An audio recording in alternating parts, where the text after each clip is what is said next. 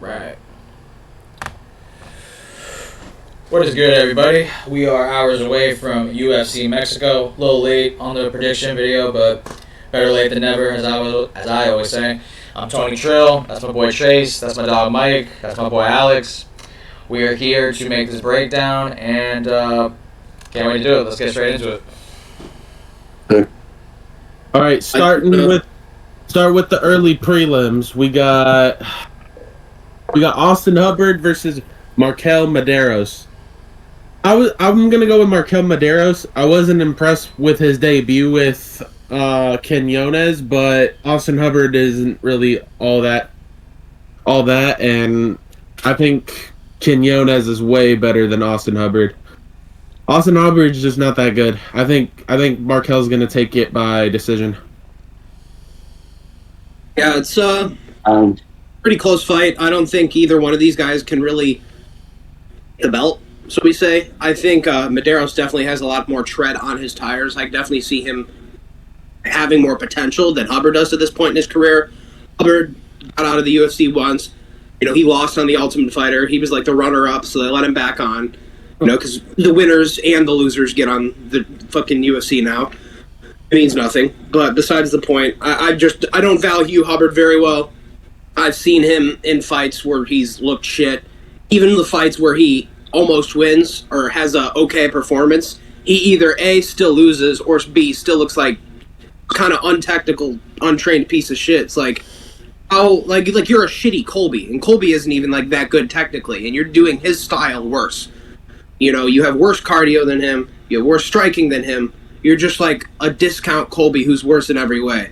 And I think Markel Medeiros, you know, like Mike said, that Quinones fight, I really didn't like the way he looked in that. I think Quinones, though, he's a tough guy. He'll push the pace where a guy like Hubbard won't. I think Medeiros' style is decent for grapplers. You know, you can kind of sit back, chop at the leg, chop at the body, find your shots, rather than like a Landon Quinones' style who might rush in and get taken down. And, you know, when he's facing a Landon Quinones, I think Landon Quinones can kind of out-scrap him. But a Hubbard, I just don't think he's good enough or athletic enough to really kind of get out of the way of Medeiros' strikes. I don't think it's going to be TKO or anything, but I see him consistently chopping the calf. I see him consistently popping out the jab. And I just think Hubbard at this point, it's like, how badly do you want it, bro? Like, you came back once, and you don't look any different. You look equally as shit, if not worse. You don't deserve to be here in the first place. And now you're facing a guy from who trains in Colorado, Elevation, fighting in Mexico City, who's I think he's Mexican, or he's at least of Latin descent. You definitely got to go Medeiros here by decision. I just don't think Hubbard's very good. Yeah, I'm gonna go Markel Medeiros as well. Like what he said, Austin Hubbard isn't good at all. Like, even in the Alexander Hernandez fight, he didn't look that bad, but he didn't look that good as well. I think Markel Medeiros, I don't even think he's like good at like that good, but I think he's okay. I think he definitely has more of a potential than Hubbard. So I also see him just chopping the calves, taking out the jab. Maybe going to the body a little more on Hubbard. I could see a body shot TKO, to be honest, but I'm kind of leaning towards decision for Markel Medeiros. Probably like 30-27. First fight of the night. First clean sweep of the night. I have, personal bias towards Austin Hubbard. I got robbed in the Figlak fight. I thought very clearly Figlak won that fight, but they gave it to Hubbard. I didn't understand the decision. That's irrelevant. That's a past fight. His last fight, he looked all right against Alexander Hernandez, but just as Trace and Alex alluded to, even when he's looking good, he still loses. Markel Medeiros has more potential, cleaner record. I want to say the younger fighter. I could be wrong. Trains at Elevation, so I'm not really worried about how his cardio is going to look. Clean sweep. I got Markel Medeiros by decision. I think he just looks like the more technical striker. He's able to defend the takedown, stay on his feet, just be the more polished, cleaner striker, and land the more effective blows. Markel Medeiros decision. Alrighty, moving on. We got Jamal Emmers versus Gabriel Miranda. I got Jamal Emmers. Gabriel Miranda, not really to explain about. Not the greatest fighter. Although Jamal Emmers minus 500 is not. It's I don't know. He shouldn't look like a minus 500 fighter. Like, I get it, Miranda's ass, but you could at least give him you could at least price him to at least -200 or something if he's such a heavy favorite. Not -500, but I think he's gonna knock out Gabriel Miranda or sub him, one of the two. I'm gonna go with KO, just because. And his last fight coming off a brutal knockout by Morgan Charrier. That's also the reason. But yeah, I'm going to keep it short and simple. Jamal Emmers, second or first round KO. Yeah, I'm going to piggyback off of some of the things Mike was saying. I have Emmers. I also have him by KO in the first or second. I think I'm going to lean first just because I don't rate Miranda very highly. I've seen him kind of get broken and chinned in the first and second rounds a lot of times now. His last fight against Morgan Charrier, same thing happened. And, Nathaniel Wood fight, Morgan isn't looking so good right now. So I think like a guy who's Jamal Emmers, who's I think very underrated. I think he's kind of if it wasn't for injuries, I could have seen him being ranked in like a 2021, 2020, 2019 kind of year. He's lost a lot of years due to injury. He's up there in age now. I think he's lost that opportunity, but I do think he has that experience of these guys that have been around. He's had fights, I think, against Corey Sandhagen where he lost. He's been in there with a lot of decent guys. He's fought a lot of different people, a lot of different styles, and he's got good hands. I don't like the Landwehr loss, but Landwehr will do that to you. He'll break you and fuck you up. That's kind of how Landwehr wins. He gets fucked up, and then he starts doing the fucking up. So, that's unfortunate. Landwehr got fucking destroyed by Doo Ho Choi. That's how Landwehr wins if he's going to win. He does it like that. And he is tough. So whatever. We've seen him do that to Onama as well, who's also gone on a bit of a streak as of late. But I just think Emmer's he's got good distance management. He's got good hands. He's got good counter shots. He's got good slips. He's got good setups. He's kind of got everything you need. He's got the A's and B's and C's of MMA boxing down to a T. And I just think that's enough to take out a Gabriel Miranda. I don't think he's really that bad on the ground. I remember him getting heel hooked by Sabatini, but Sabatini, once again, if he wins, that's the way he'll do it. He'll probably heel hook you or grab on some front choke. And I just think Emmers is better. I think he'll jab low, straight up high, knock him out, same way he did to Bazooka. And I think Bazooka's better than this guy. So yeah, I'm gonna go first round KO. I think we'll catch him with some shit and take out Emmers. Yeah, Great. I got Emmers as well. I got something against Gabriel Miranda. Bro's supposed to give me an interview and ghosted me. So, hope you get KO'd brutally and hope you get severe brain damage from it. So, I'm going to go Jamal Emmers by KO in round one. And then we can go on to seeing him beat up another guy and then end up getting knocked out again. So, yeah, I got Jamal Emmers. Back-to-back clean sweeps. I'm going to go with Jamal Emmers as well. Gabriel Miranda, I think he has a submissions chance in this fight. I think that's virtually the only way I really see him winning. I think through 15 minutes, Jamal Emmers is the better fighter. I can see him having a good grappling defense, clearly the better boxer, the more technical striker. I think Miranda's only chance is a submission. And I just figured Jamal Emmers, with the experience he has in MMA, I want to say 28-plus pro fights, I don't expect him to get subbed, so I'm going to go with, I could definitely see a knockout, but I'm going to go with the decision, because if I'm not mistaken, Jamal Emmers is coming off a knockout loss, correct? Yeah. Who did he get knocked out by? Nate Landwehr. It was a year ago. I forgot. Yeah, mental. Yeah, but Nate Landwehr is very tough. I think he got a better gas tank by far than Miranda, and just a better overall durability and kind of striking too. I can't recall the time when Miranda looked really intimidating on the feet. I think Jamal Emmers is clearly the better boxer. So I'm going to go with the Jamal Emmers decision, but a clean sweep nonetheless. Alrighty. Moving on. We got Rafa Garcia versus Vince Pichel. I got Rafa Garcia winning this. Vince Pichel isn't he's just that old fighter that should have been out of here a long time ago. He's just not good at all. I don't know why they still have him around. Maybe it's because he's to bring him around for all these new guys to kill. I don't know, one of the two, but I got Rafa Garcia. I think he's gonna smoke Vince Pichel. Vince Pichel's probably gonna get cut or he's gonna retire. I think he should. Dude's 42.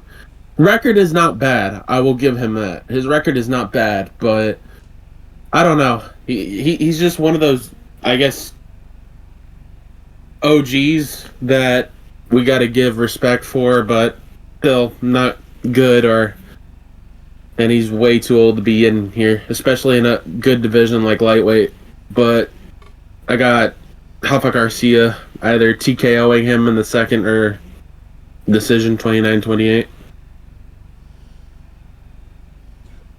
Yeah, I also have to go with Rafa Garcia here. Vince Picel's just too old at this point. He's kind of lost all the momentum he's ever had, and he's older than he's ever been.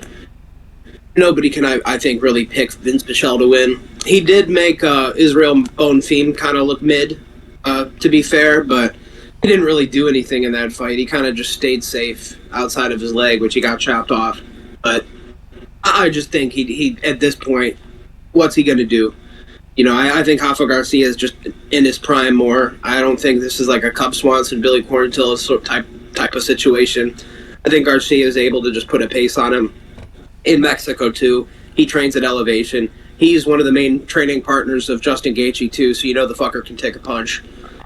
He's just one of those kind of tough, unfinishable Mexican guys with a hell of a gas tank, and I think in Mexico that's very suitable to him.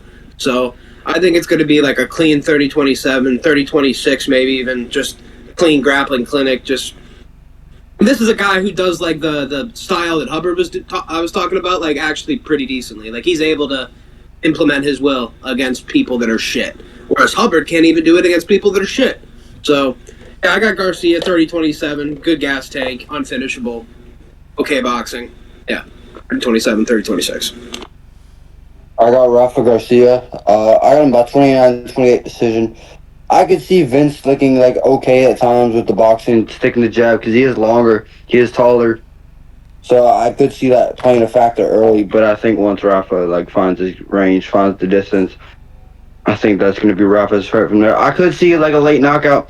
I could see Vince going backwards, getting caught with like an overhand and getting put out like that. But I'm going to go decision 29-28 for Rafa Garcia.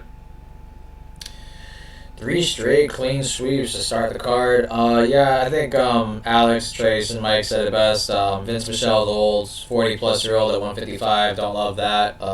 If you're going to be old, do it in the bigger weight classes. It's just because as you age, your skill rusts. Your overall acumen and your ability and your sharpness and your reflexes and your instincts, they just age just as you age. When you're older, I just feel like it's harder to defend a takedown. Look at Tony Ferguson, man. Like, bro can get taken down by probably one of us right now. No, definitely Mike. I could easily see Mike taking down Tony Ferguson with no resistance whatsoever. But that's besides the point.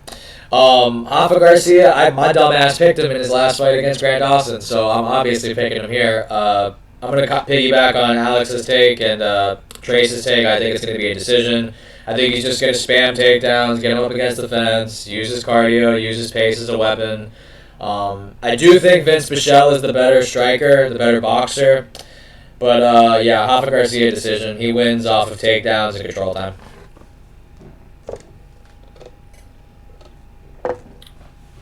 That'll be all. Rafa Garcia. Alrighty. Moving on. We got Julia Polastri versus Lupita Gordinez. I'm going to go with Lupi. I think Lupi's going to win this by decision. I don't really got anything else to say. Women's MMA is shit. They shouldn't belong here. Lupi's actually not that bad of a women's fighter. So that's all I got to say. Lupi by decision. Plus it's in Mexico. Yeah. It's a pretty, I don't think it's as easy as some other fights to predict on this card, but I think when it comes to women's MMA, I always look for experience, and especially if you're you're not 40 years of age and you have experience, I'm liable to pick you. Godinez is not 40. She's actually pretty young, I think. Like, she's improving in her career. She's getting better from fight to fight.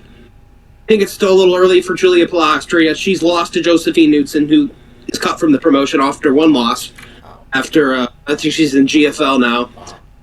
She's definitely good enough to still be here, but I think there's probably some contract negotiation stuff. But after the UFC cut somebody, they just erase all of their losses from existence. So they're just treating like Pilastri's never lost. And I want to say her last fight was against Corey McKenna, and it was a split decision. It was pretty close. So she has one loss and a split decision win. I think she has problems with grapplers. I think Pilastri just is okay. She hasn't really had the opportunity to show that she's more than okay. Same way Godinez has, where we've seen her, lose and get sent back to the queue. And when we've seen her take short notice fights, weight class, probably a stronger mentality than most of these women have. I think her boxing's improving. Mexico's a favor to her. I think it's just too early for Pilastri, and for that, I think Godinez mixes in the grappling, mixes in the boxing. I could see it being a rare women's MMA finish. I think it'll be a decision. I could see Pilastri maybe looking snappy early, but I think Godinez just wins and gains confidence as the fight goes on. I'm going to say 30-27 since it's in Mexico, but I'll say a close first round that might go either way, but we're in Mexico, so 30-27. Godinez. Boxing and grappling, mostly grappling. I'm gonna go Lupi Godinez by TKO. Even when Lupi is losing, I believe she fought Mackenzie Dern in August and lost, and she's lost to Jandiroba. But if you look at Jandiroba, she submitted Amanda Lemos in less than 2 rounds, and Lupi went 3 rounds with Jandiroba. It didn't even look that bad. She got out-grappled. She didn't look that bad on the feet. Pilastri, her win and her loss, the girl she lost to and the girl she won against, both of them aren't even in the UFC anymore. So she's technically 0-0 in the UFC if they're counting losses, like if they're erasing losses. So I just think Pilastri's not that good at all. Maybe she is, but I don't think this fight is going to show it. I'm going to go TKO, probably round 3. I'm going to say, like you said, Alex, close first round maybe. Second round, Lupi picks it up, and then I could see her taking her down and ground and pound TKO. Probably halfway through the third. I think we're going to make it 4 straight clean sweeps to start the card. With the dissension of Irene Aldana and the current title loss of Alexa Grasso, Mexico is in need of some female fighters. And I think Lupi Godinez on home turf, I'm gonna venture to say she's better than a Corey McKenna. I think that's her name. And I do think Josephine Knudsen's good. I do think she's good. I don't understand why she got cut. I want to say she lost her last fight because she got pretty much grappled the entire way. But that's besides the point. I'm not going to lie. I really wanted to test the flip a coin method on this fight just for the sake of. But I'm going to go with Lupi Godinez just for the clean sweepstake. So, Lupi Godinez decision. Let's keep the clean sweep streak alive. But the good roll. All right, moving on. We got Ms. Kayola Costa versus Christian Rodriguez. Originally, I was going to go with C-Rod, but Mezcael Costa is the type of person that Christian Rodriguez would lose to. Costa's not really hyped up. He's not really the best fighter. And Christian and he hasn't really, like I said, he hasn't been hyped up about. The only people that Christian Rodriguez is beating is a hyped up fighter and Raul Rosas or some shit like that.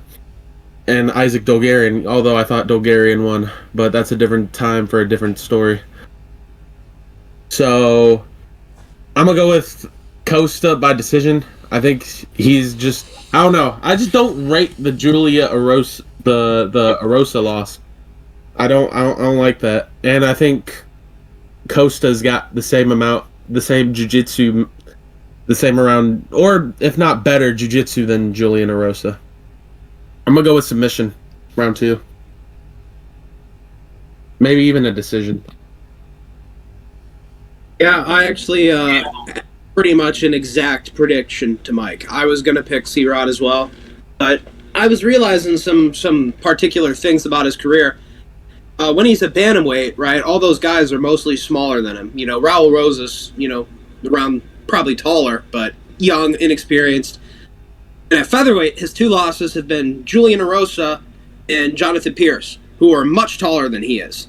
And I think that's the key. I think taller fighters beat Christian Rodriguez, and I think Malcazal Costa is much taller, much bigger fighter. This is a guy who's fought Thiago Moises at lightweight, whereas C-Rod has a career at bantamweight. It's kind of like the two sides of 145, the guys that could go to 155 and the guys that could go to 135. And Malcazal is on the bigger side of that. I think he's got a nasty submission game. I could see him putting him out the same way Julian Erosa did, with the guillotine. He's been able to get that. I like that he's turning around so quickly. He took no damage against Andre Fili. He's fresh. He's been in training camp. He's, no jitters. And I think C-Rod, if he tries to wrestle, I think it could be the death of him, even if he does win. Like, we've seen this in Malcazal's career before, where he gets wrestle-fucked for 2 rounds and pulls the submission off in the 3rd. I could see this being no different, except I think he's got Christian Rodriguez's number on the feet as well. I think his kicks are going to be a huge weapon in this fight against a smaller opponent in Christian Rodriguez. He's got great teeps, great spinning back kicks to the body, all that sort of stuff, leg kicks. He's got all of his kicks that are pretty much used for keeping range. And I think he can bring that out against Christian Rodriguez, whereas Christian Rodriguez needs to come forward on Malcazal. And yeah, I was originally going to go C-Rod, but I think Malcazal is going to snatch up a guillotine at some point after putting him at range, teeing up his body and legs, forcing him to shoot a stupid takedown, and snatching up a guillotine. Or just, getting out grappled for 2 rounds and just boom, guillotine, boom, armbar, something off bottom. But yeah, I think Malcazal Costa is going to get done by submission. So I'm going to say Costa by submission, 2nd round. I think he's dangerous. I don't think he's super good. I don't think he's going to make a push for the rankings or the title or anything.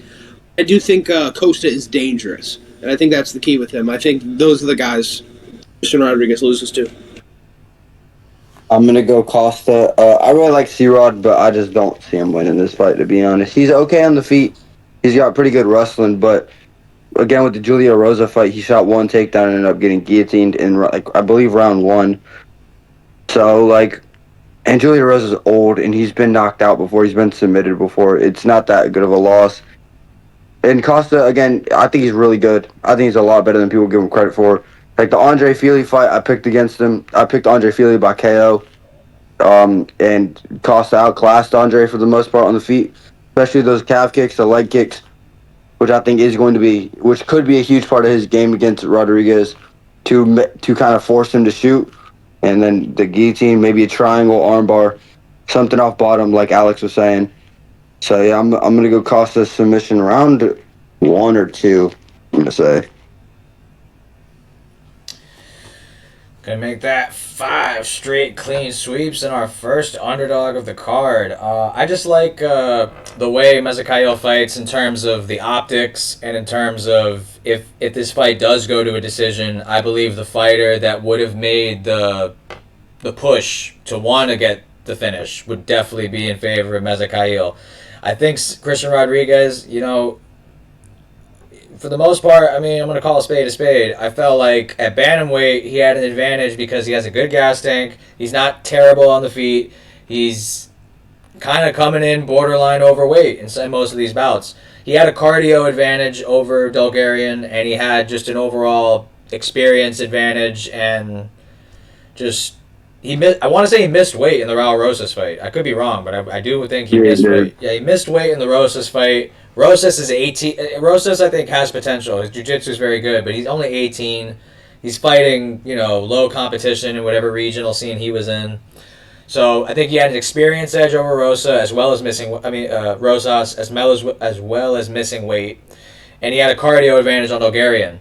I haven't seen Mezakayo really fatigue in the later rounds, I think he's constantly trying to find the finish, trying to get the damaging shots. I think on the feet, he's got a clear range advantage as well as an overall size advantage. This is a guy who, as Alex alluded to, fought Thiago Moises. It was a 155er.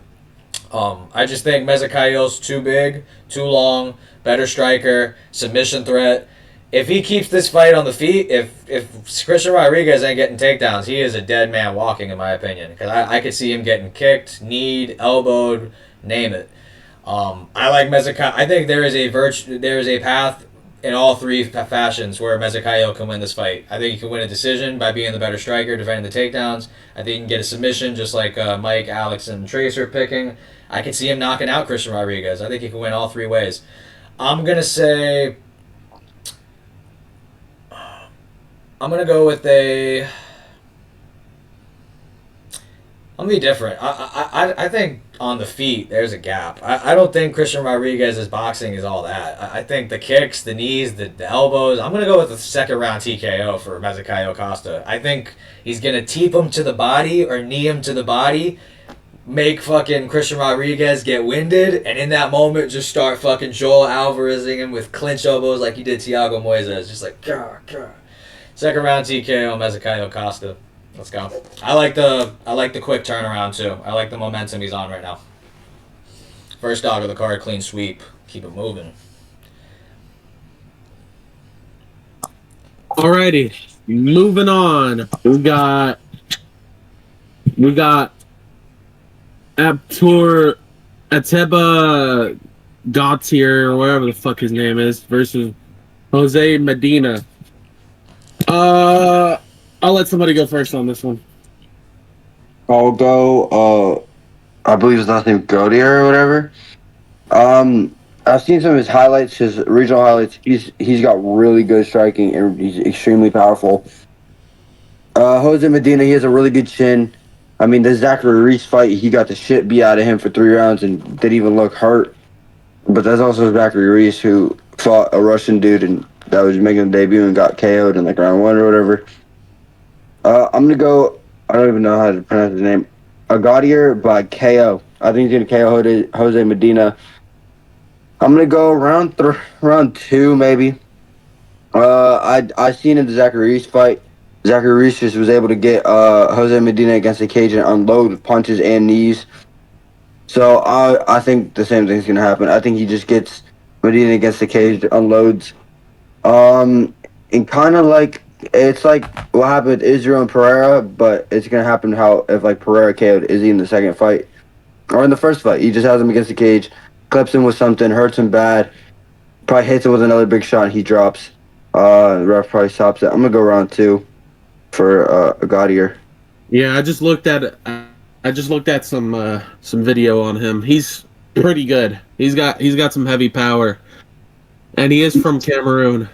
I think I'm gonna go with Ateba by KO, maybe in the first or second. I've seen Jose Medina's fights. He's not all that. He's not really good.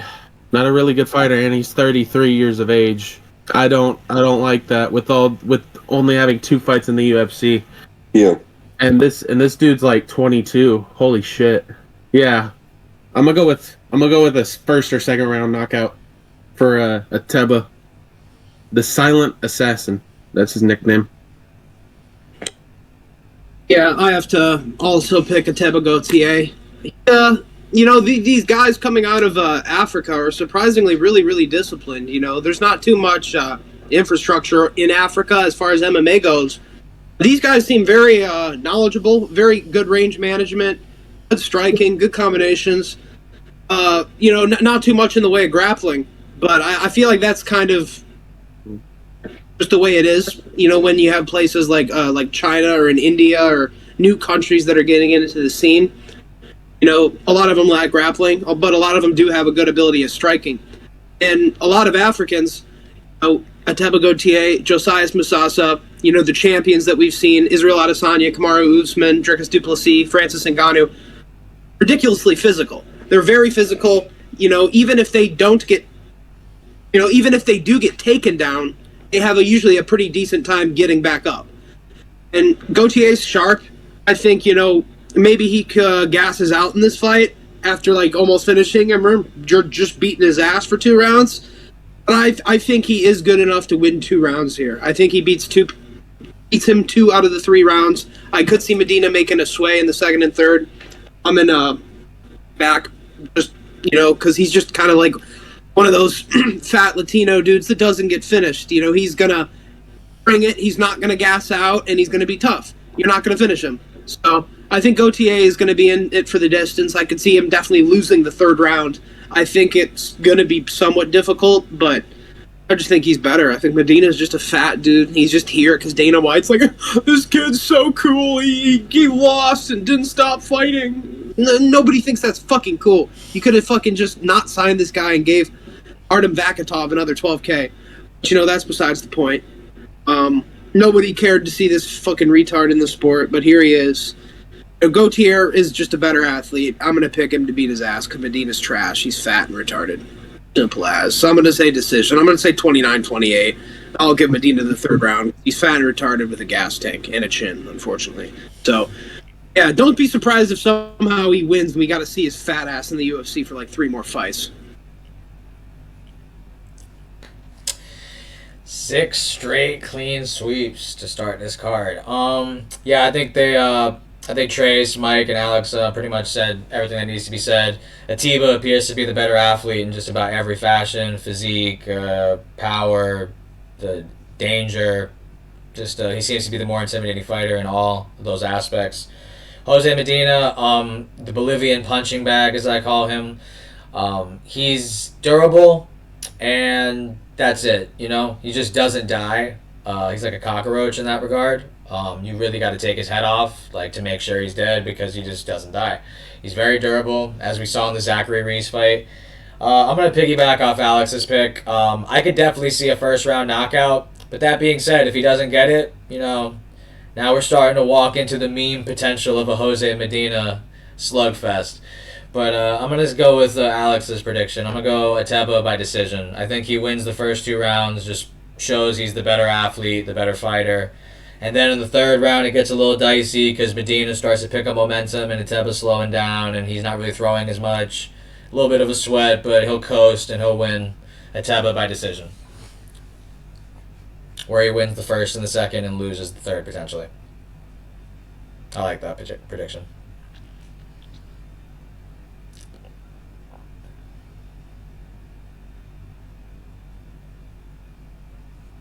Take a little hit of this real quick.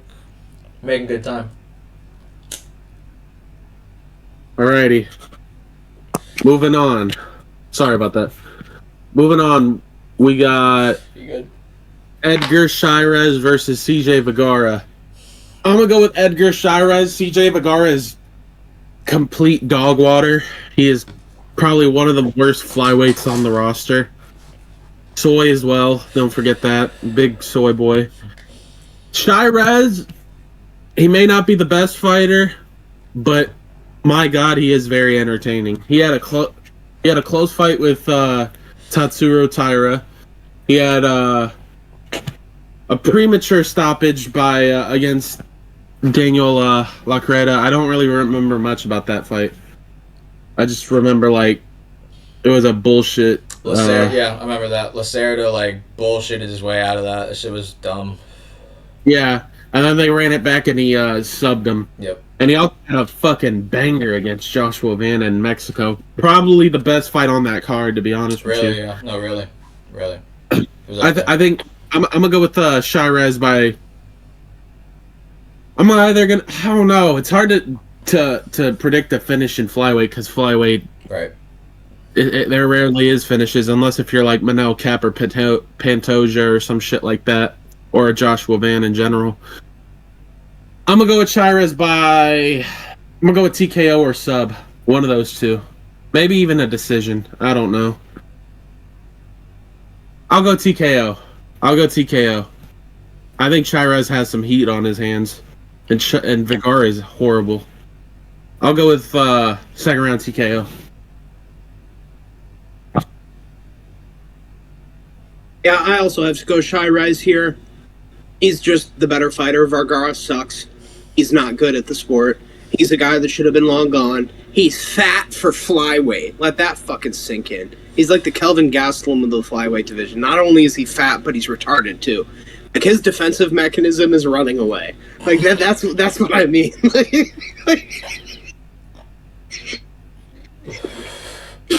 He just runs away from the punches. like you remember that one bitch, like Chelsea Chandler, where she just ran head first into the cage? Like, he does that shit almost every fight. Not for real. Like, he did that in Lacerda fight. He he won because of it, because Lacerda has no gas tank and can't finish outside first minute. Which, for real, but... Oh, my shit's tweaking.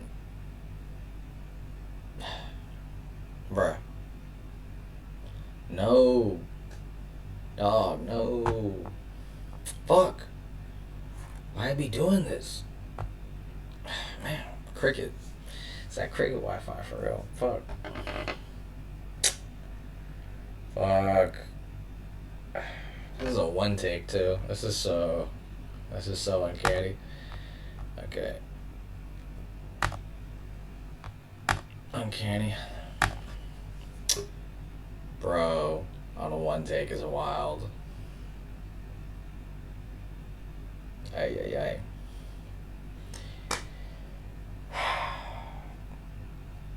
Should have put more on the Yankees. It's freaking 12-3.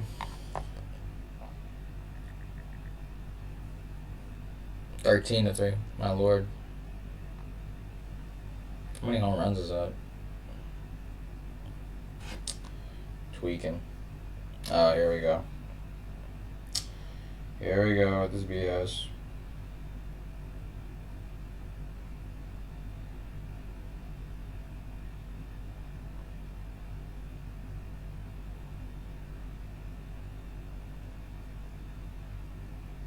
Good lord. Aaron Judge got 2 home runs in this game. Uncanny. End of round 1.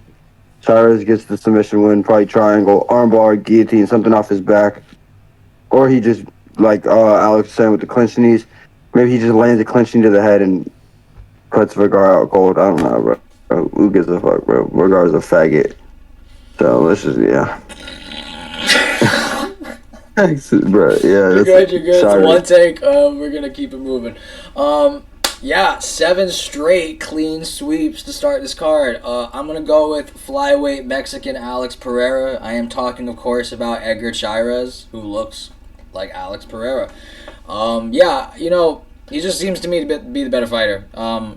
He lost against tougher competition by far, but he's putting up a fight. He put up a fight against Tyra. Put up a fight against Joshua Van.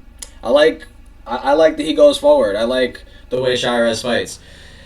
He's a guy who's going to fight for your money and who's going to fight for your pick. Not really much to be said about CJ Vergara. I think Alex hit it on the nail. This is a guy who runs away like Chelsea Chandler does. So, Edgar Chairez, I think he can get it anyway. Decision, submission, KO. The question is, how is he going to do it? You know, just for the sake of, I'm going to go with a TKO. I think he's got power. I think he's the better boxer. Vergara, I don't remember him hurting anybody on the feet ever. I just remember him running away from confrontation. So, yeah, I'm going to go with the Edgar Chairez second round TKO. I don't know. I could see him dropping Vergara in the first, and then he survives, and then Chairez just pounces on him in the second round. I don't think there's any need to go to the ground. I think there's a clear edge in the boxing here for Chairez, in my opinion. I remember there were instances where he was able to hurt Joshua Van on the feet, and we already know that Joshua Van's a whole nother level than CJ Vergara, so I'm going to go with a Edgar Chairez second round TKO. 7 straight clean sweeps to start this card. Edgar Chairez, you still owe me an interview as well, bro. All right, moving on. We got the main card opener. Ronaldo Lazy Boy Rodriguez versus Kevin Borjas. I'm going to go with Lazy Boy here. Lazy Boy hasn't really impressed me, but they're very, very high on him for some fucking weird reason. And he missed weight, and I think that's going to play advantage. Kevin Borjas is also not that good. Although he only lost to... Oh... No, he's actually ass. He's ass. Never mind. He is ass. I'm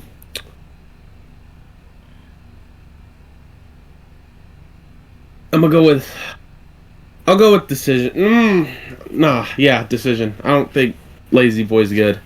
I think it's just gonna be a ass fight. Lazy Boy is ass, bro. He's an ass prospect to have. Looking like a fucking gremlin. Yeah, Lazy Boy, I think, is going to win this. Like Mike said, they are for some reason high on him. He does have like a crazy subscriber count, which you wouldn't expect, but he does. He has a lot of subscribers. I'm not sure much exactly, but he's got a lot of subscribers on Instagram, like all the social media platforms. But yeah, he's one ugly motherfucker. Like, let's just state the obvious. Like, he's got one disgusting fucking mouth. He looks like that one fucking creature from SpongeBob. He's got a yuck mouth if I've ever seen one. Like, that motherfucker. Motherfucker looked like he spits out venom when he speaks. Yeah, that motherfucker looks not it. Like, he looks like his like part reptilian or some shit. Like, I don't know. Like, his jaw just structured differently than your average human. Motherfucker looks like that. He looks like he's just one ugly son of a bitch. Jesus Christ. There's nothing really. You know, like aliens, like the xenomorphs, like where their mouth opens. Yes, mouth yes. He's got a spit out on that bitch. Like, I can guarantee it. Oh my god, bro. His teeth too. Jesus fucking Christ, bro. His teeth. Fucker needs to be locked away. How the fuck do you not have veneers and you're such a prospect? UFC's definitely paying you. Buy some fucking veneers, you fucking reptilian, you. Alright, next.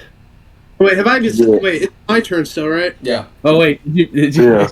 Oh, yeah, my Yeah, turn. but you just veered off into calling him like a reptile. He does look like a reptile. He does. Stop playing with my prospect. Stop playing with Lazy Boy. I fuck with Lazy Boy. Man, fuck yeah, Lazy he's. Boy. I think the extra pound to help him get his takedown. Even if he loses, he'll win. They'll get the decision for him. You know, I don't think Borjas is really anything serious. We've seen him try to make another fight after the Van fight. He couldn't make it happen against Costa. Costa's pretty decent in his own right, but I don't know. I just think Lazy Boy will get the takedowns. The extra pound to help him. He's in Mexico. It'll favor him. Borjas looked like shit in his last fight.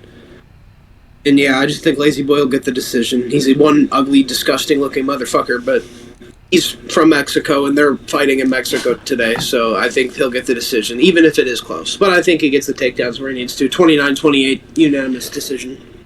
Fucking reptile.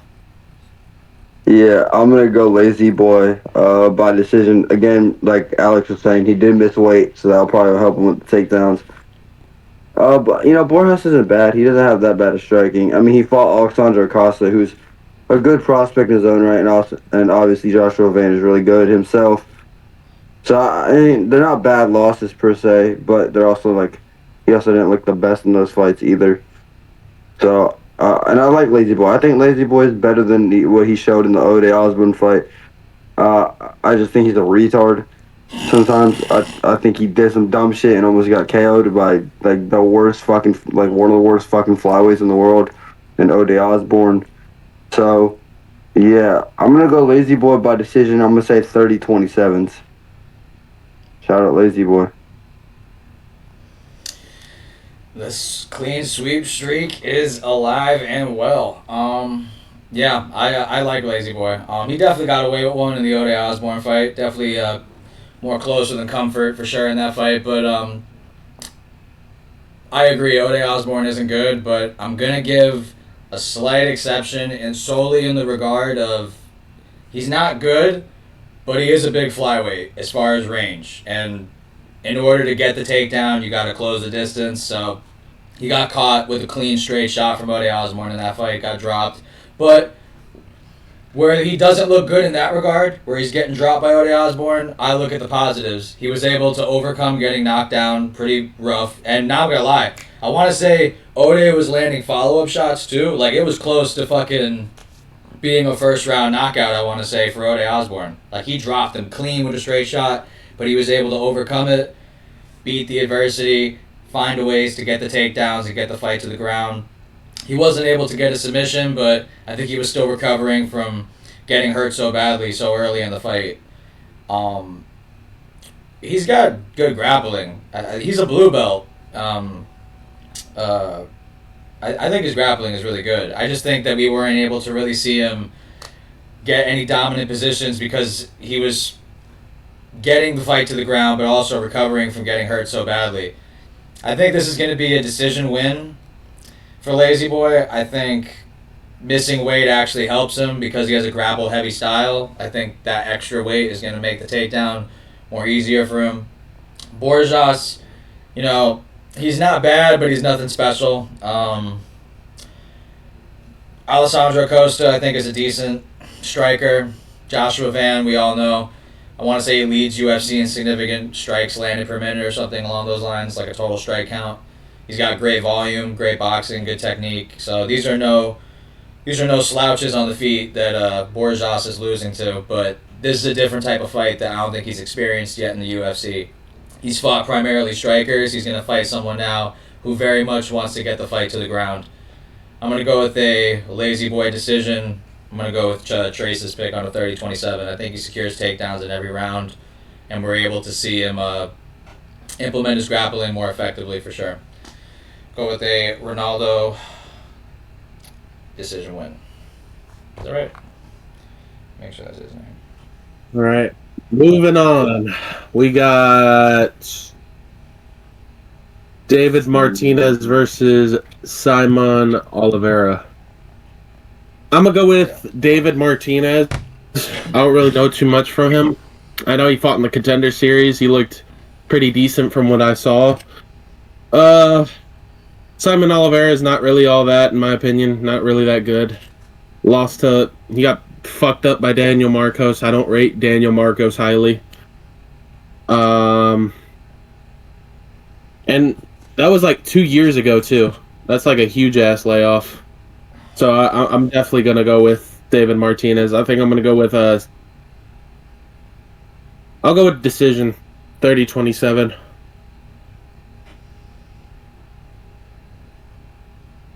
Yeah, I'm also going to have to go with David Martinez here. Simon Oliveira's been out too long, and he's 0-2 in the UFC.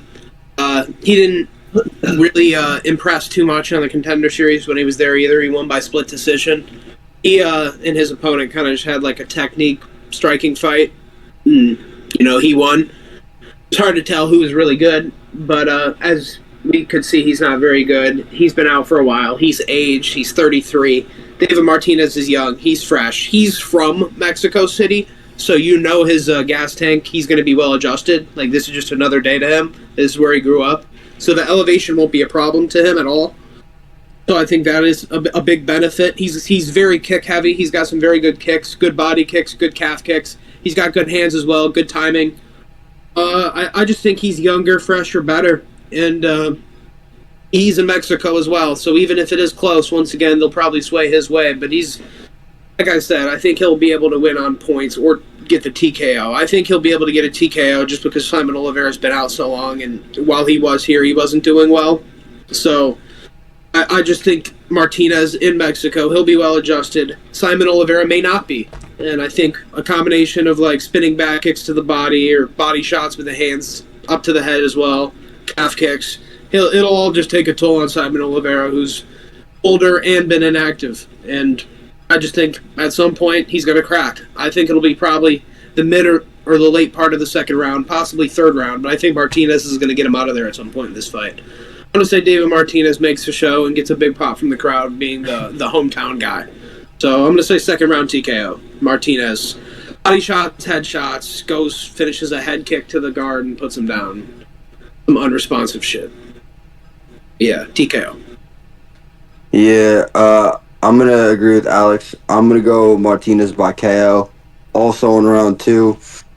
He looked good in the Contender Series fight, and Simon Oliveira, I mean, he got knocked out by Daniel Marcos. Jeez. So, that's not the best look. But, Daniel Marcos is okay, but he's not the best.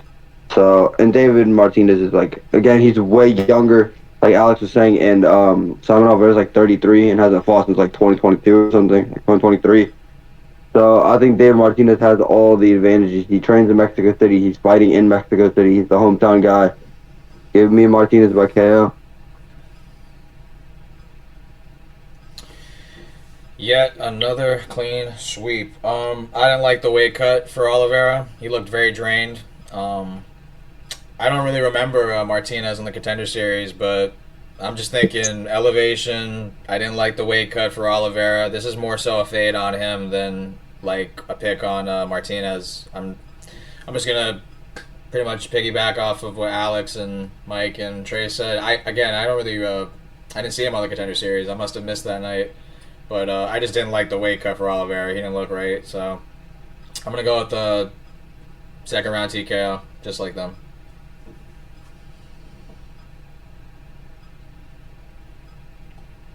Clean sweeps so far. Not Alrighty. different opinion. Moving on. We got the feature fight. Raul Rosas Jr. versus Vince Morales. I'm going to go with Raul. Raul didn't really impress me his last fight. I'm hoping he does better in this fight against Morales. I'll give him the benefit of the doubt on the Arichi Lang fight. He is like a younger fighter. He is still fucking very young, 20 years old, my age. And I don't know. I don't rate Vince Morales. I think he's shit. It's just another bum fighter for Raul to learn as he goes. I'm gonna go with, let me see. I'll go with decision. A 30-27 decision. Maybe a sub. I have seen Vince Morales get his back taken a couple times. But I don't know. I'm hoping Raul gets the job done. And, yeah.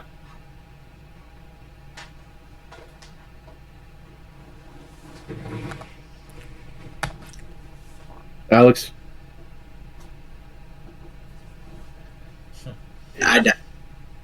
Yeah, I don't think you're going to get anything too surprising from me. Raul Rosas should win this. I think Vince Morales is just kind of a can. He's another guy that kind of lost a bunch, got cut from the UFC, won on the regional scene, and now he's back again. That doesn't mean you're best. You're all of a sudden good enough to be, a UFC fighter again. Raul Rosas, young, but I think he's got this. This might be a decision fight, but I'm not a big fan of Vince Morales' fight IQ. I think he goes for grappling when he shouldn't, and I think he goes for striking when he shouldn't. And I think that could be the story of the fight here. I could see him making it a competitive fight, doing some stupid grappling shit, and Raul making him pay for it. I think Raul's a big bantamweight. He'll get the takedowns where he needs to. His striking's improving every fight we see him. I think he definitely wins the first round, even if it does have some close moments. Remember, we are in Mexico, so if he hurts Raul and makes him do the chicken dance and Raul gets a takedown and holds him down, he'll probably give that round to Raul.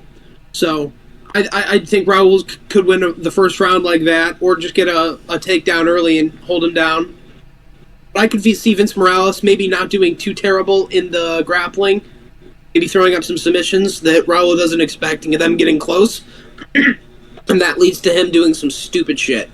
Raul subbing him because of it. For some reason, I could just see Vince Morales doing some stupid shit that leads to a grappling exchange that ends to his demise. I think it'll be a rear naked choke. I think Raul will get to him. I just think, if it does go the distance as well, you gotta think they're favoring Raul, and I just think this will take place on the ground at some point during this fight, and I have to favor Raul to get the submission when that happens. So I'm gonna go Raul. I'm going to say second round rear naked choke. I think Vince Morales does some stupid shit. Although I could see him doing okay on the feet moments, chopping to the calf, mixing it up. And I think Raul could impress us as well with his striking. He always improves. So, love to see. But I'll go submission. Round 2, rear naked choke. I'm going to go Raul by decision. I don't think I think Vince Morales' fight IQ is trash at times. But I think he's, skill-wise, I think he's okay. I don't think he's trash or anything. I think, he makes improvements. I don't hold Raul's last fight against him. I heard he came in with a hand injury and strep throat or some shit. So, yeah, I don't really hold it against him. So, and I think he would have finished, if he didn't have injuries, I think that fight would have been a lot more dominant from Raul. And I think Raul is. I think this fight sets him up to to either have a good performance by decision or to get a finish. But I'm gonna go with decision. Vince is durable. On the feet at least. The grappling, he's a little bit questionable. Submissions are questionable when it comes to submission defense. But I just feel Raul probably wins the first, probably wins the second, and I could see Vince, using the veteran experience to edge out the third in a close third round. So give me Raul by 29-28 decision. Yeah, another clean sweep. Yeah, I'm gonna make it short and sweet. Vince is 16-9. They're in Mexico. Raul lost his fight against Christian Rodriguez because he went all in the first round and fatigued himself, and the striking wasn't effective, and pretty much just went all in for a round one finish, and he paid the price. He is young. He is improving. I see Vince Morales. I don't really see too many ways Vince Morales wins this. I can't see him for 15 minutes cleanly outstriking Raul Rosas without getting taken down and giving up control time. I'm pretty sure Raul Rosas has the jiu-jitsu advantage as far as submission threat goes. I'm gonna go off of Alex's pick. I think Vince Morales is gonna do okay on the feet, and then he's gonna make a mistake that's gonna end up leading to a bad grappling exchange, which will inevitably lead to a Raul Rosas to submission. I just don't know if it's going to be the first or the second round. I'm going to go with the second round. I think on the feet, on paper, Vince is the more experienced striker. But Raul isn't a small 135er. He's got decent reach for the division. I don't see him losing this one. Second round submission, Raul Rosas Jr. Pretty easy pick, honestly. All right, moving on. We got the co-main event of the evening. Manuel Torres versus Drew Dober. This fight, I was very 50-50 on. I still don't know who I'm going to pick. I'm going to slightly favor Manuel Torres robbery decision, although I feel like... I don't know. I don't think he's good. Manuel Torres is so shit, bro. His defense is ass. But I don't know. It's Mexico. You never know what's going to happen. I'm going to go with Manuel Torres. I'm going to go with decision. I think it's going to be a split decision. He's probably going to get fucked up in the later rounds, and then they're going to be like, oh, it's Mexico. We're going to give it to him. I think Manuel Torres is going to get it done, unfortunately, by decision.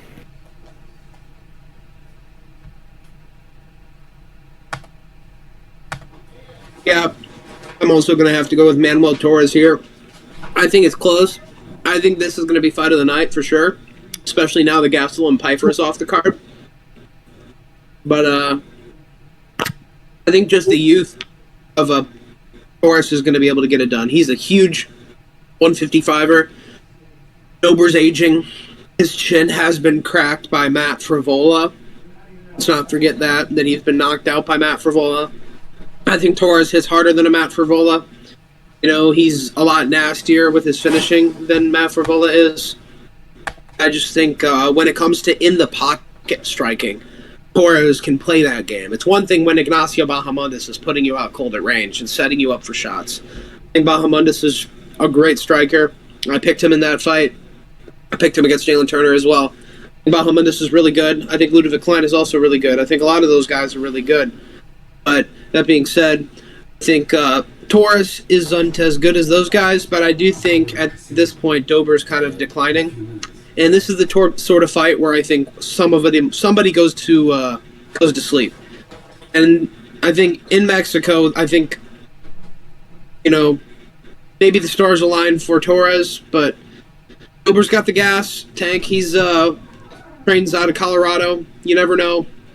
He's got the experience. I could definitely see him cracking Torres and making this a war.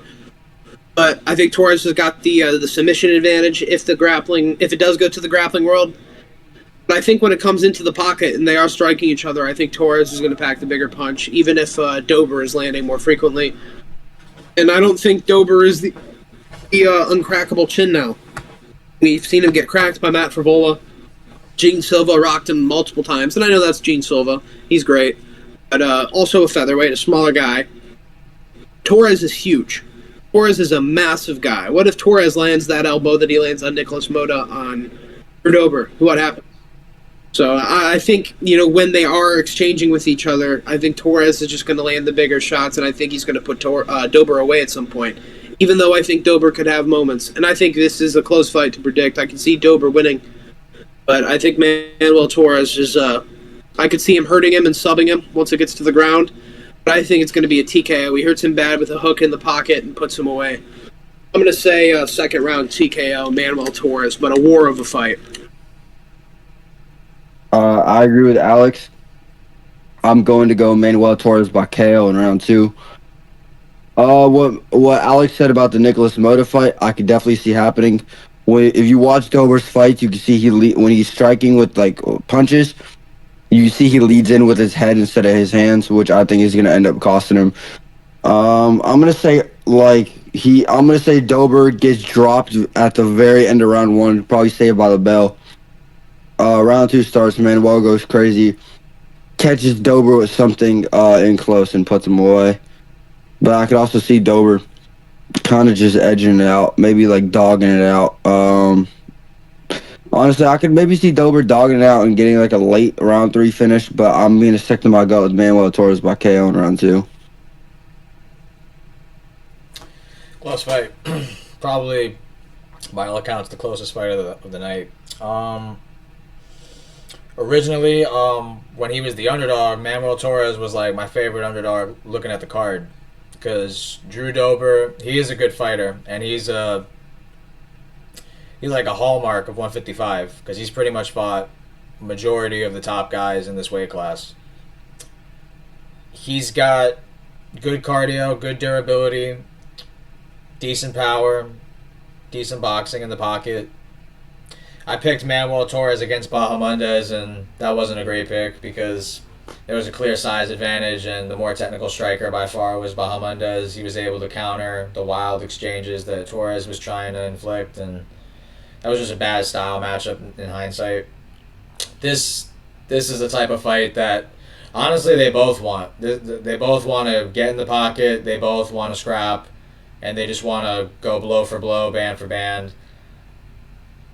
I just feel like in that type of situation, I know Dober is known to take a punch. I know he's durable. He trains in Colorado. He's got the better gas tank. But, at some point, your chin does leave you. What was Drew Dober's last fight, if anybody remembers? It was John Silva. Oh, yeah, it was Gene Silva. That's right.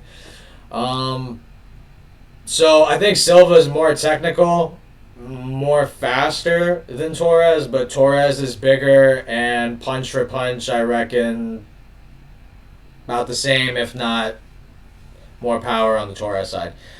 So I'm going to stick with my initial pick. When he was the underdog, I want to say I pick him now, and he might even be a slight favorite. I'm going to go with Manuel Torres in Mexico.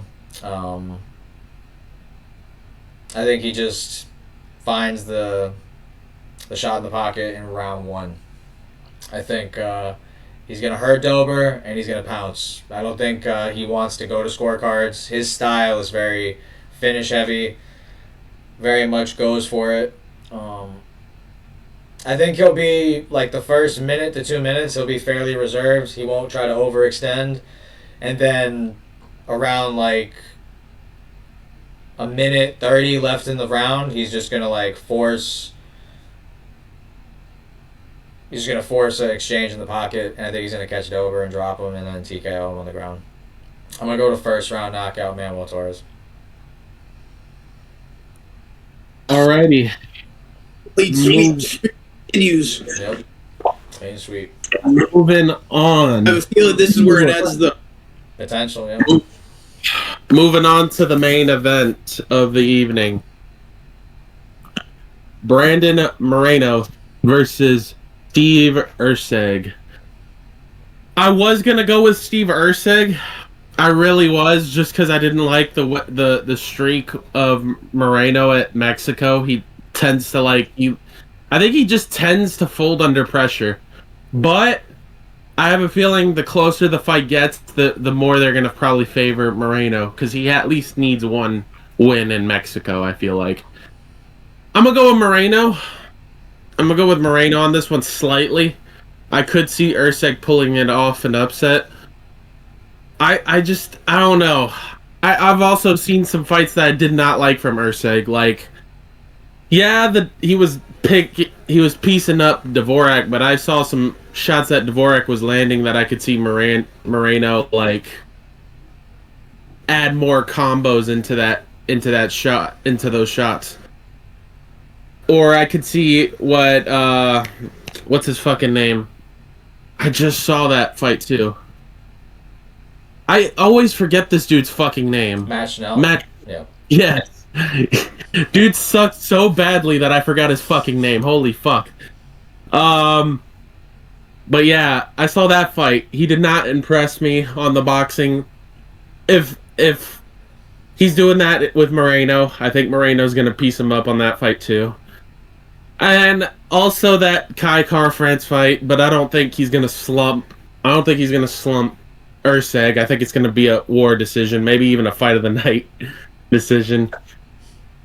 I'm gonna go with split decision. Brandon Moreno.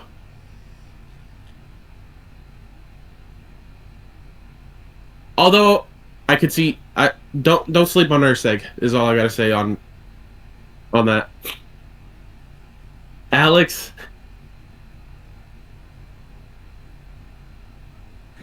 They can't play with me right now, motherfucker. I'm sending motherfuckers to the Shadow Realm. But, this is a good fight, a close fight. But, after much consideration, I'm going to be going with Steve Erceg. I think I think if Moreno fights the way he's been fighting against Royval and Albazi, like where he kind of switched his style to this kind of like single shot, find your moments in one or two combos rather than like really letting his hands go the way he used to, he's kind of toned down the volume and like toned up the shot selection. And I don't think that's a game you really want to play with Erceg, because that's the way he strikes. He's that type of boxer. He wants to fight at range. He wants to jab with you. He wants to fight at range in a boxing scenario. Whereas historically, Moreno either wanted to submit you or wanted to put the volume on you. And now he wants to switch his style to this, later into his career after he's been champion twice. He's gone through wars with Figueiredo. And I think the Royval fight shows that, he's facing a guy who can do that game better, but with more volume. And Brandon Royval, he's a much longer guy than Steve Erceg is, but he was able to beat Moreno in that style. Whereas I think if Moreno was able to bring the volume the way he did earlier in his career, he could have won that fight. And I feel that way about the Albazi fight as well. I feel like he could have finished Albazi on like 8 different occasions. Of course, he still won that fight, but I feel like it was easy pickings at some point. Like I thought he could have finished him several times during that fight. For whatever reason, chose not to, because he's like dedicated himself to just landing 1 or 2 shots around. Like, bro, you're not fucking Leon Edwards. Go out there and fucking throw 60 shots around. You're like closer to like a Max Holloway prototype than you are a Leon Edwards. Like, fuck out of here with this like rangy striking. Like, you're Brandon Moreno. You're the pressure striker. Like, imagine if like Tony Ferguson started points fighting. It wouldn't go well. You know what I mean? Like, and I don't think this would go well. When you're fighting fighters. Erceg wants to fight at range and jab for jab, land the better shots. And I think that's a game he wins. And we've seen in that Royval fight that the Mexico judges aren't above not giving the fight to Moreno. And I feel that it's, high time to give a fight to Moreno if he is in Mexico. It just feels right, but I don't trust this new style of his. I could see Erceg snapping his head back with jabs and straight right hands. I could see I understand that Kai Kara-France has also knocked him out. What's his name? Erceg. But I think, Kai has a lot of power for flyweight 1. And he set up that strike big time. He was throwing that same combo a lot of times in that first round. He saw it and he kept going for it. I don't think. I think Moreno's more of a in the moment type of guy. I don't think he sees an opening and goes for it as much as a Kai Kara France does, just because it's kind of a different background for both of them. You got Kai Kara France who's your CKB kickboxing counter striker, and Moreno who should be your pressure boxer. I feel like he's like a in the moment guy. Something lands and he follows it up 2, 3, 4. And now that that's missing from his game, I don't think he can compete with a guy who does play that game much better and has been playing that game for much longer in Steve Erceg.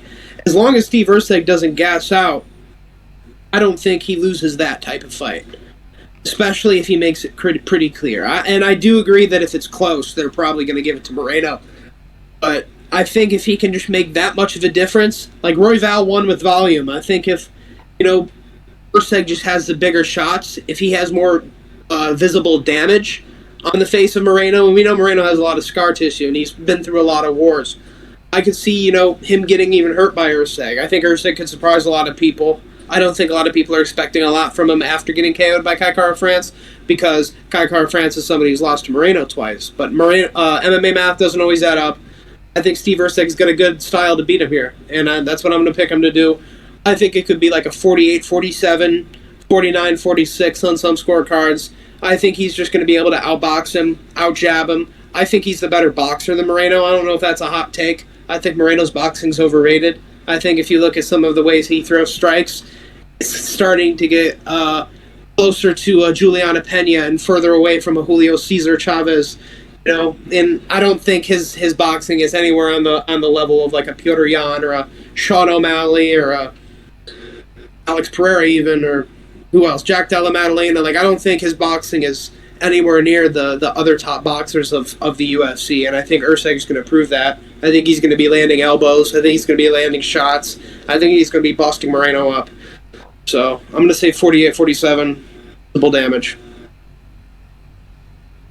I'm going to go Moreno.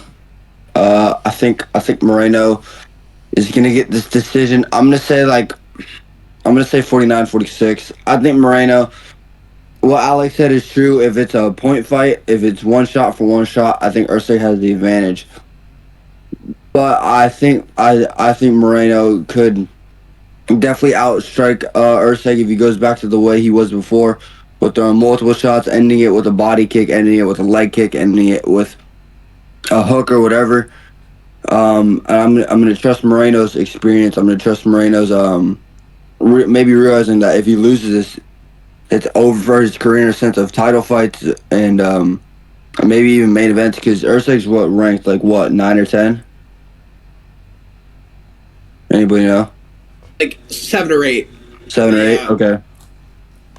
Yeah, I think the pressure's on Moreno for this one. I'm gonna trust his veteran experience to get this one done in Mexico.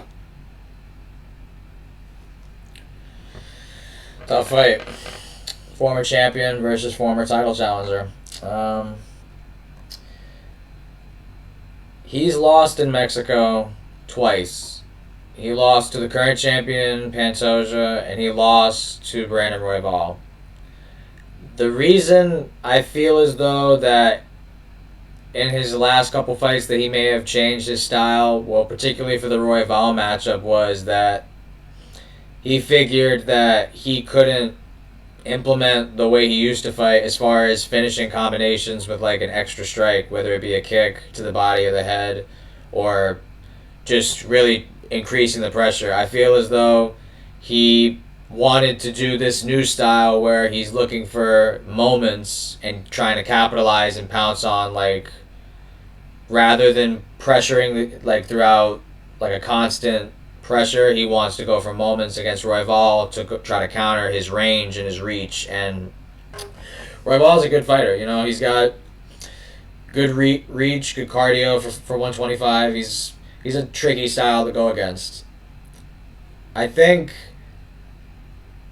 Erceg is good. I like Erceg.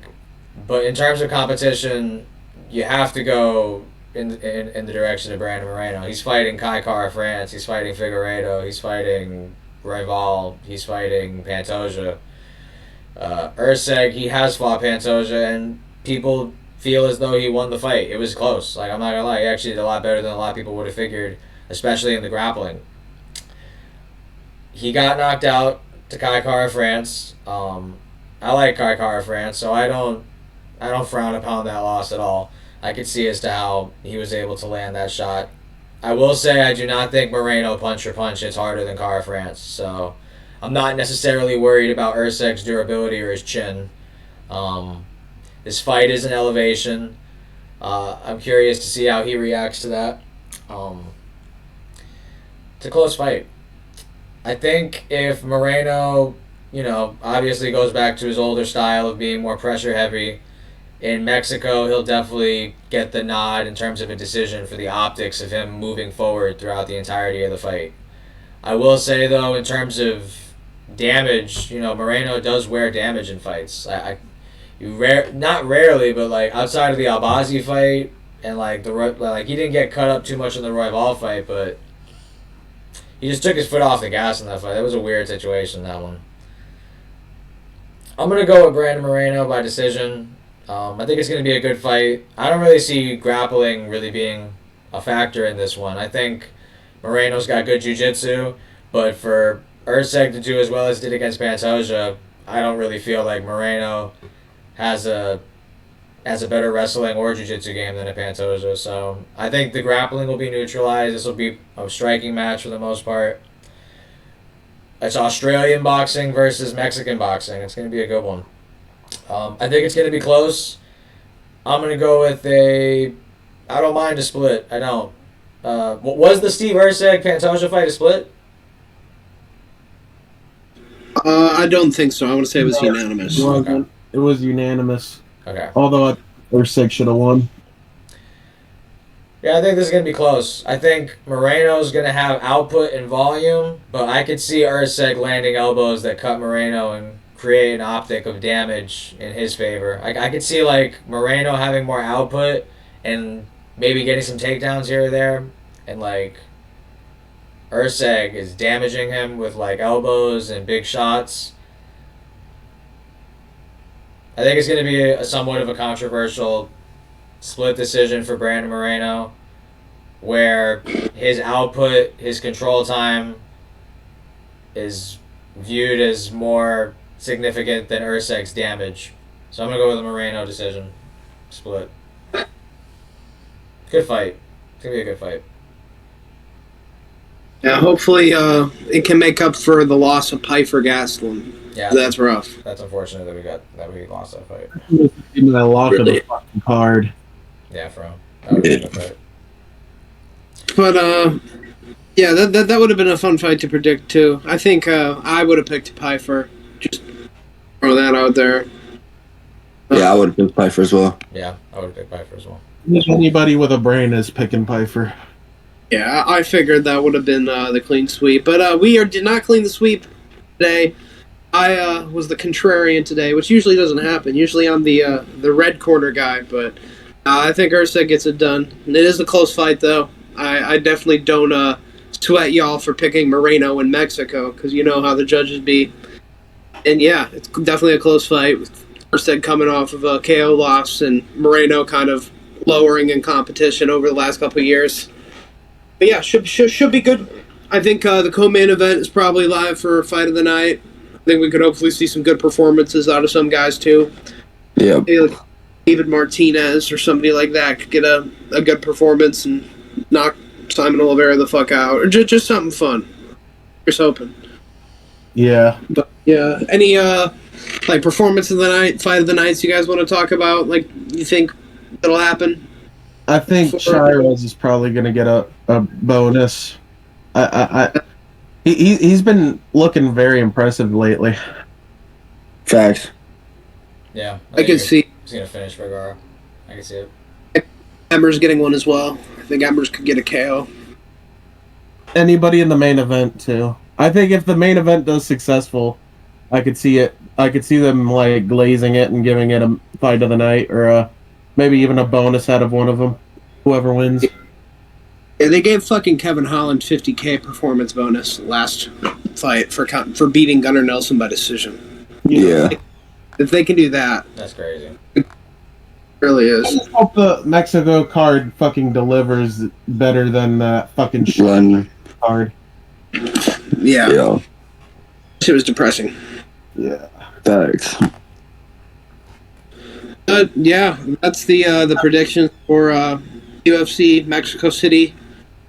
We'll be here again next week, same time for this. Actually, probably a little bit earlier, hopefully, than today, because this is cutting it a bit close. But For sure. The next one Yeah. will definitely be out before this time, for sure. yeah, we'll try to post other videos of different stuff if we can come up with an idea what to post. So, Yep. yeah. Peace out, y'all. Until next time. Till next time, bro. Peace. Peace.